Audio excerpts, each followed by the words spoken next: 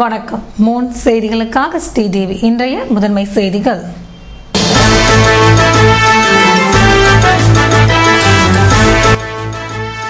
புதுவையில் குடியரசு தின விழா கோலாகலம். முதல்வர் ரங்கசாமி தேசிய கொடியேற்றி சிறப்பாக பணியாற்றியோருக்கு விருது வழங்கினார்.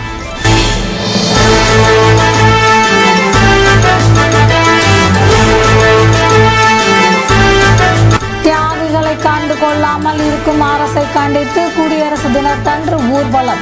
பிரெஞ்சு இந்திய விடுதலை கால இயக்கத்தினர் கோபம்.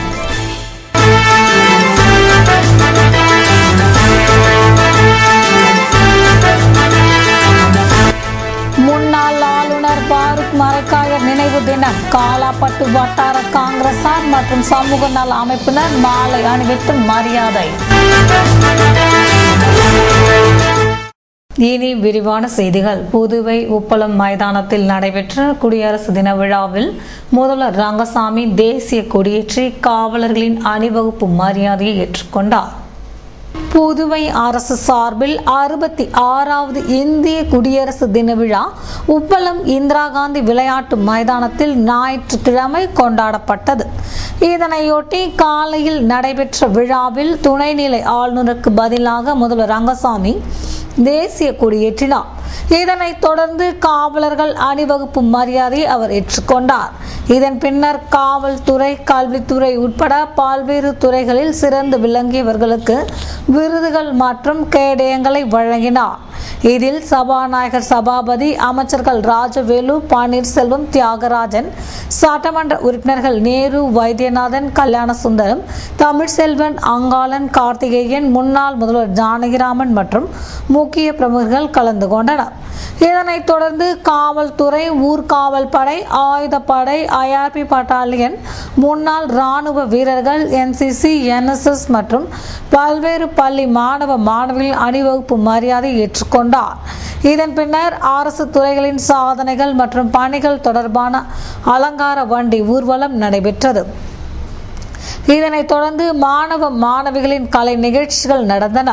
இந்நிகழ்ச்சியில் தலைமை செயலர் DGP காமராஜ் மற்றும் அதிகாரிகள் கலந்து கொண்டனர். குடியரசு தின விழா காரணமாக உப்பளம் மைதானத்தில் பலத்த பாதுகாப்பு ஏற்பாடுகள் செய்யப்பட்டிருந்தன. மேலும் குடியரசு தின விழா முடியும் வரை கடற்கரை சாலையில் வாகனங்கள் செல்ல தடை விதிக்கப்பட்டிருந்தது.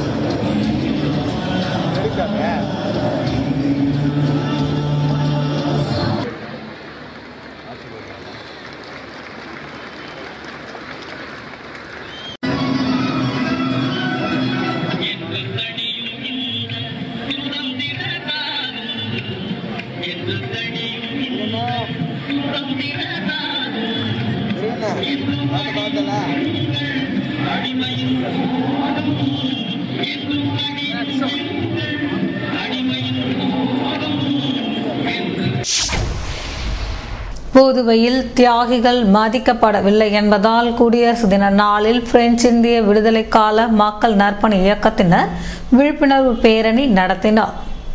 புதுவையில் இந்திய குடியரசு தின விழாவினை கொண்டாட பல லட்சம் ரூபாய் செலவிடப்படும் நிலையில் பிரெஞ்சு ஆட்சியை உதறிவிட்டு இந்தியாவுடன் இணைந்து இந்தியாவிற்கு பெருமை சேர்த்த மாணவர்கள் மதிக்கப்படவில்லை.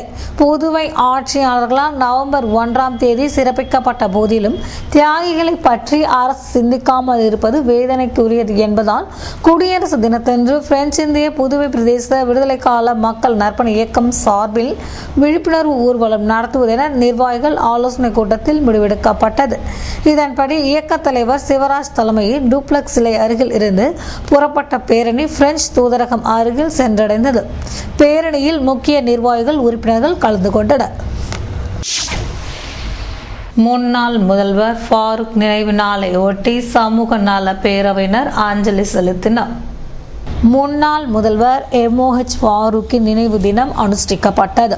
புதுச்சேரி பள்ளிவாசல் இடுகாட்டில் புதைக்கப்பட்ட அவருடைய சமாதி மலர்களால் அலங்கரிக்கப்பட்டு அஞ்சலி செலுத்தப்பட்டது. அவரின் திருவுருவ படத்திற்கு ஃபாரூக் பேரவையின் தலைவர் பிள்ளைச்சாவடி பெருமாள் மெழுகுவர்த்தி ஏந்தி அஞ்சலி செலுத்தினார். இந்நிகழ்ச்சிக்கு இக்பால் முன்னிலை வகித்தார். காலாப்பட்டு வட்டார காங்கிரஸ் தலைவர் ஆடிய பாதம் நிகழ்ச்சி முடிவில் நன்றி கூறினார். மேலும் இந்நிகழ்ச்சியில் வடக்கு மாவட்ட செயலாளர் சிவா, சின்ன காலாப்பட்டு மீனவர் அணி தேசிங்கு, மகளிர் காங்கிரஸ் தலைவி வசந்தா ஆகியோர் கலந்து கொண்டனர். புதுவை சட்டசபையில் நடைபெற்ற குடியரசு தின விழாவில் முதல்வர் ரங்கசாமி தேசிய கொடியேற்றினார். புதுவை சட்டசபையில் குடியரசு தின விழா கொண்டாடப்பட்டதையொட்டி முதல்வர் ரங்கசாமி தேசிய கொடியேற்றினார். இதனைத் தொடர்ந்து அங்கிருந்த அனைவருக்கும் இனிப்புகள் வழங்கப்பட்டன. இந்நிகழ்ச்சியில் சபாநாயகர் சபாபதி, அமைச்சர்கள் ராஜவேலு, பன்னீர்செல்வம், தியாகராஜன், சட்டமன்ற உறுப்பினர்கள் நேரு, வைத்தியநாதன், கல்யாணசுந்தரம், தமிழ்செல்வன், அங்காளன், கார்த்திகேயன், தலைமை செயலர், சட்டசபை செயலாளர் மோகன்தாஸ் மற்றும் அதிகாரிகள் கலந்து கொண்டனர்.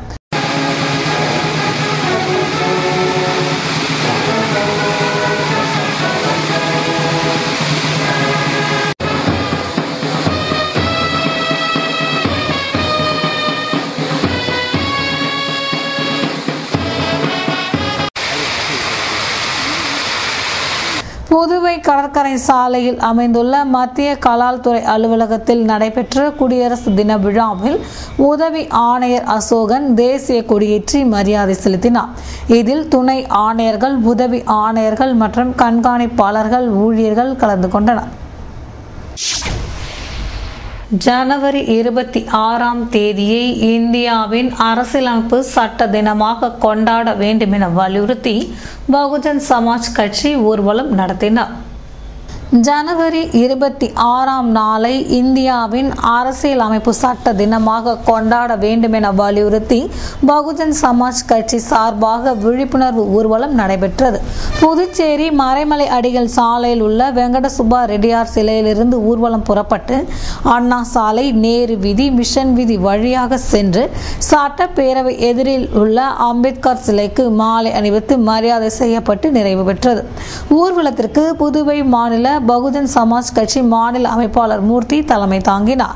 மாநில நிர்வாகிகள் சாமிவேல், அருள் பிரகாஷ், அலங்காரவேலு, பாண்டியன், பார்த்த சாரதி, முருகன், தளபதி, எழிலரசன், பிரவீன், விஜயன், ஞான தெய்வீகம், சிலம்பரசன் மற்றும் ஊர் பொதுமக்கள் ஏராளமானோர் கலந்து கொண்டனர்.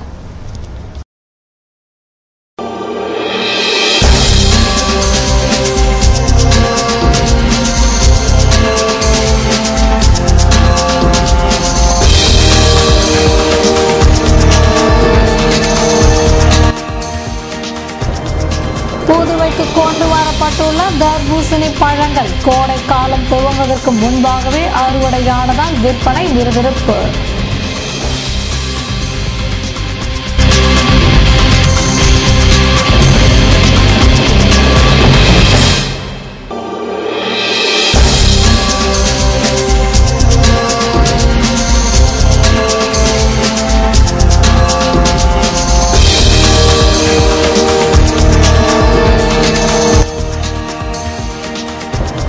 புதுவை முழுமையாக வளர்ச்சி பெற மாநில அந்தஸ்து அவசியம் தேவை. தியாகிகள் கௌரவ விழாவில் முதல்வர் உறுதி. விவரம் விளம்பர இடைவேளைக்கு பிறகு.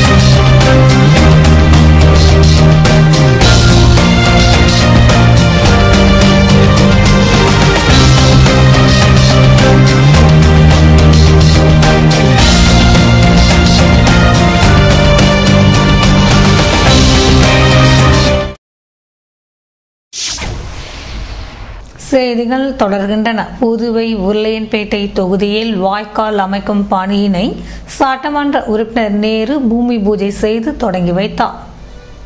புதுச்சேரி உருளையன்பேட்டை தொகுதி புதுப்பாளையம் வார்டு பகுதியான ராஜா நகரில் உள்ள யூரைன் வாய்க்கால்கள் மேம்படுத்தி எல்ரைன் வாய்க்கால்கள் பணி அரசு கொறடா நேருவின் தலைமையில் அரசு நிதியின் உதவியுடன் புதுச்சேரி நகராட்சி மூலம் ரூபாய் 18,09,000 ரூபாய் செலவில் அமைக்கப்பட உள்ளது. அதற்கான பூமி பூஜை இன்று தொகுதி சட்டமன்ற உறுப்பினரும் அரசு கொறடாவுமான நேரு ஆரம்பித்தார். இவ்விழாவில் புதுச்சேரி நகராட்சி செயற்பொறியாளர் சிவபாலன், உதவி பொறியாளர் நமச்சிவாயம், இளநிலை பொறியாளர் ரமேஷ், நகராட்சி அதிகாரிகளும் ஊழியர்களும் உடனிருந்தனர். வில்லியனூர் பகுதியில் நடைபெற்ற குடியரசு தின விழாவில் மாணவ மாணவியர் கலந்து கொண்டனர். வில்லியனூர் கொம்யூன் பஞ்சாயத்து அலுவலகத்தில் நடைபெற்ற சுதந்திர தின விழாவில் ஆணையர் சீதாராமன் தேசிய கொடியேற்றினார். இதில் இமாக்லேட் பள்ளி மாணவிகள் மற்றும் ஊழியர்கள் கலந்து கொண்டனர். இதேபோல் வட்டாட்சியர் அலுவலகத்தில் நடைபெற்ற குடியரசு தின விழாவில் தாசில்தார் சுரேஷ் தேசிய கொடியேற்றினார். நிகழ்ச்சியில் துணை தாசில்தார் ரவி பிரசாத், ஐயனார், வருவாய் ஆய்வாளர்கள் கஜேந்திரன், தேவதாஸ், ஜவஹர், செல்வராஜ் ஆகியோர் கலந்து கொண்டனர். வில்லியனூர் ஆச்சாரியாபுரம் அன்புநகர் குடியிருப்போர் நலவாழ்வு சங்கம் சார்பில் குடியரசு தின விழா நடைபெற்றது. இதற்கு சங்க தலைவர் மகாலிங்கம் தலைமை தாங்க, செயலாளர் மணிகண்டன், பொருளாளர் நாராயணன் ஆகியோர் முன்னிலை வகித்தனர்.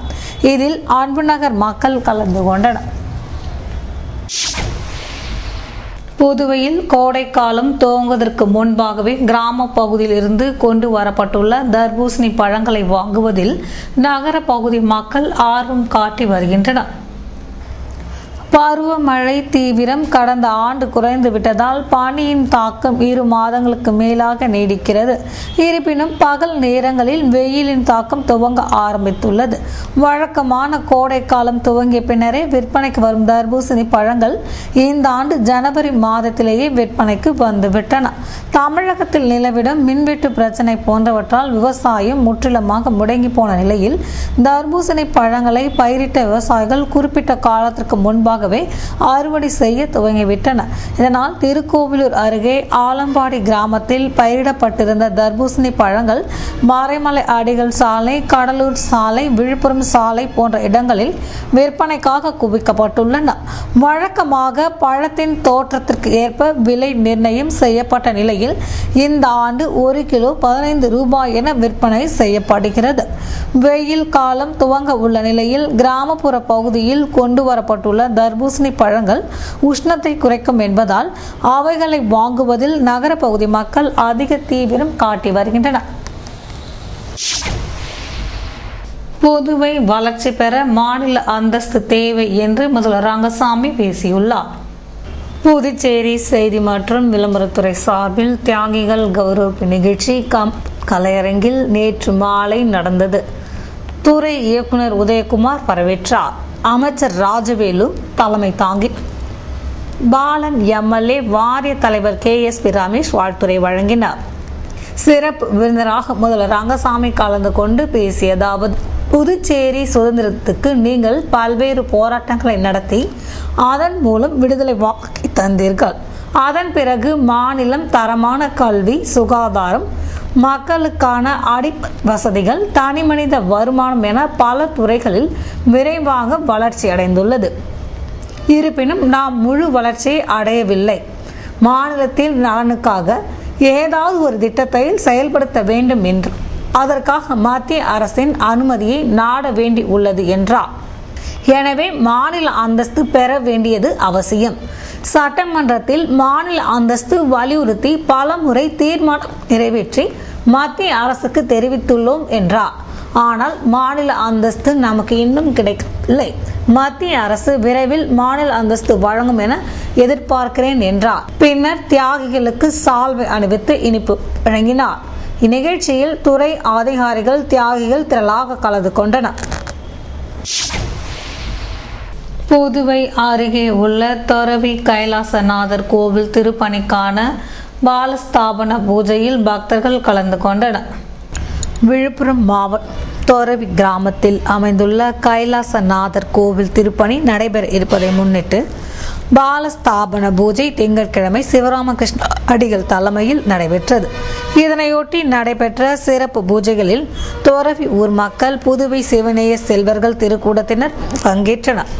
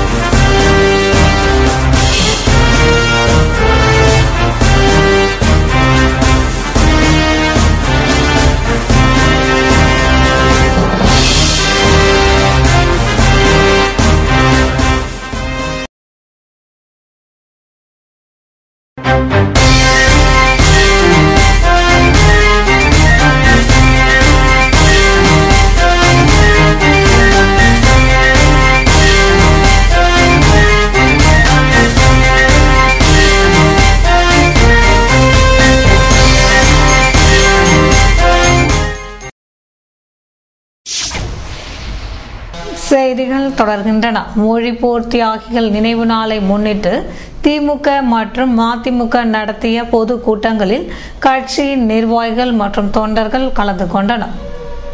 புதுவை மாநில திமுக சார்பில் மொழிப்போர் தியாகிகளுக்கு வீர வணக்க நாள் பொதுக்கூட்டம் சிங்காரவேலர் சிலை அருகில் நடைபெற்றது.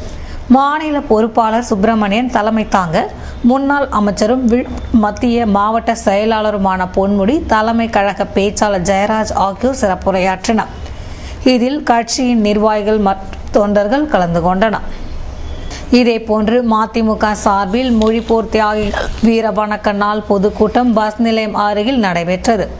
மாநில அமைப்பாளர் பாண்டுரங்கன் தலைமை தாங்க, மாணவரணி அமைப்பாளர் கார்த்திகேயன் வரவேற்புரையாற்றினார். முன்னாள் எம்பி சிப்பி பாறை ராஜேந்திரன், முன்னாள் எம்எல்ஏ முத்து, தலைமை கழக பேச்சாளர் சேகர் மற்றும் கட்சி நிர்வாகிகள் தொண்டர்கள் கலந்து கொண்டனர். புதுச்சேரியில் நடைபெற்ற சிந்தனை அரங்க நிகழ்ச்சியில் தமிழ் அறிஞர்கள் மற்றும் தமிழ் ஆர்வலர்கள் பங்கேற்றனர். புதுச்சேரி சிந்தனையாளர்கள் பேரவையின் 44வது சிந்தனை அரங்கம் ஜோதி கண் பராமரிப்பு மைய அரங்கில் நடைபெற்றது. துணை செயலர் உமாபதி வரவேற்றார். தலைவர் செல்வம் தலைமையேற்றார். பொருளாளர் மணிமேகலை வரவேற்றார். விழாவிற்கு சிறப்பு தலைவர் மன்னர் மன்னன், வனஜா வைத்தியன், டைனமிக் ரவிச்சந்திரன், துணைத் தலைவர் தியாகு முன்னிலை வகித்தனர். பொருளாளர் மணிமேகலை கருத்துரையாற்றினார். தொடர்ந்து புதுவை பல்கலைக்கழக அரசியல் அறிவியல் துறை பேராசிரியர் லாரன்ஸ் சாம்ராஜ் பங்கேற்ற காந்தியமும் உலகமயமாக்கலும் என்ற சிந்தனை அரங்கமும் கலந்துரையாடல் நடைபெற்றது. துணை செயலாளர் பைரவி தலைமையில் முடியாட்சியும் குடியாட்சியும் என்ற தலைப்பில் பார்வையாளர்கள் பங்கேற்று படைப்பு வழங்கினர். பின்னர் சான்றிதழ்கள் வழங்கப்பட்டன. புதுவை நகர பகுதியை விட கிராம பகுதிகளில் காணப்படும் பனிப்பொழிவினால் மக்கள் கடும் அவதி அடைந்துள்ளனர். மார்கழி மாதம் என்றாலே பனிப்பொழிவுடன் குளிர் மக்களை வாட்டி வதைக்கும். இந்நிலையில் கடந்த 4 வாரமாக புதுவை மற்றும் அதன் சுற்றுப்புற கிராம பகுதிகளில் இரவு நேரங்களில் பொழியும் பனியினால் மக்கள் அல்லல் பட்டுள்ளனர். இரவில் நிலவிடும் பனியை சமாளிக்க மங்கி குல்லா, ஸ்வெட்டர், சால்வை போன்றவற்றை அணிந்து கொண்டாலும் பனியினால் ஏற்படும் நடுக்கத்தை கட்டுப்படுத்த முடியவில்லை. இதனால் 80% பனியினால் பாதிக்கப்பட்டு மூக்கடைப்பு, ஜலதோஷம் என மருத்துவமனைகளுக்கும் மருந்து கடைகளுக்கும் படையெடுத்த வண்ணம் உள்ளனர். மார்கழி மற்றும் தை மாதம் என்றாலே நினைவிற்கு வரும் கோலம் கூட கொட்டும் பனி காரணமாக இரவு 8 மணிக்கே உதயமாகி விடுகிறது. கடும் பனிப்பொழிவு போன்றவற்றினால் கடற்கரையில் வாக்கிங் செல்பவர்களின் எண்ணிக்கையும் வெகுவாக குறைந்து வருகிறது. கிராம பகுதிகளில் மழையினை போன்று பனி கொட்டுவதால் அந்த பகுதிகளில் வாகனங்களை ஓட்டி வருவது சிரமமாக உள்ளது என்கின்றனர் வாகன ஓட்டிகள். இது போன்ற பனிப்பொழிவினால் எப்போதும் 12 மணி வரை போக்குவரத்து நெரிசல் காணப்படும் புதுவை இரவு 10 மணிக்கெல்லாம் உறங்கி போய் விடுகிறது.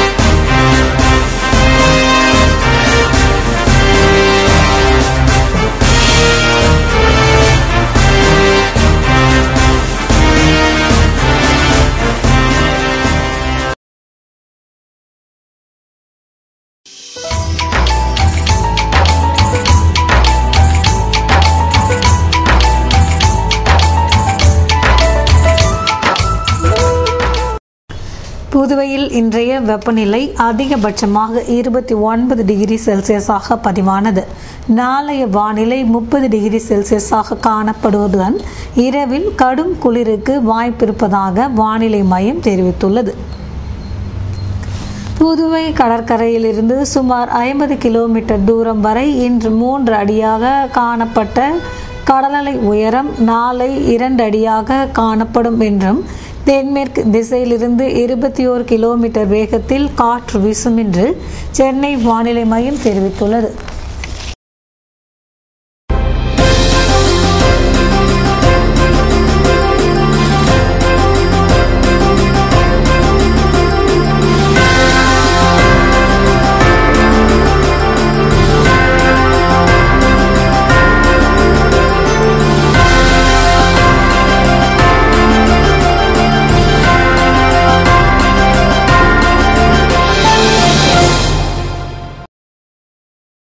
மீண்டும் இன்றைய முதன்மை செய்திகள்.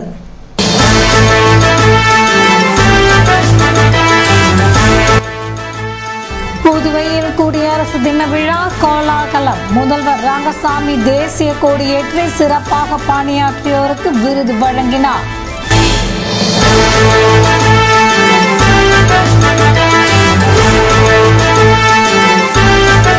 தியாகிகளை கண்டு கொள்ளாமல் இருக்கும் அரசை கண்டித்து குடியரசு தினத்தன்று ஊர்வலம்.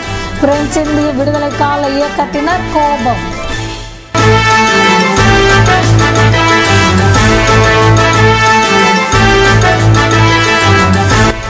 முன்னாள் ஆளுநர் பாரூக் மரைக்காயர் நினைவு தினம். காலாப்பட்டு வட்டார காங்கிரசார் மற்றும் சமூக நல அமைப்பினர் மாலை அணிவித்து மரியாதை. இத்துடன் செய்திகள் நிறைவடைந்தன. வணக்கம்.